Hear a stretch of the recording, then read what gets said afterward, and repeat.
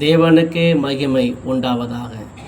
ஆண்டவர் இயேசு கிறிஸ்து இந்த ஜூலை மாதம் நமது சபைக்கு கொடுத்த வாக்குத்தத்தம், மறுபடியும் என்னை கேட்டருளும் என்று அவர் நமக்கு கொடுத்திருக்கிறார். ஹல்லேலூயா. பரிசுத்த வேதாகம புஸ்தகத்தில் யாக்கோபு என்னும் ஒரு மனிதனை பார்க்க முடியும். ஓரிடத்தில் என்ன செய்வதென்று தெரியாமல் திகைத்த வேளையிலே ஆண்டவர் அவனுக்கு நினைவூட்டினார், என்னை நோக்கி கூப்பிடு என்று. ஹல்லேலூயா.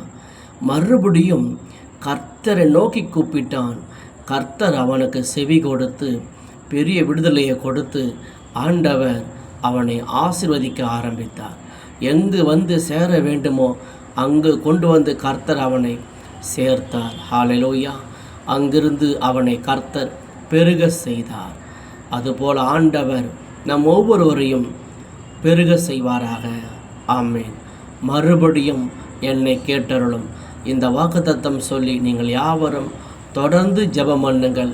கர்த்தர் உங்களை ஆசீர்வதிப்பாராக. ஆமென். ஸ்தோத்திரம்.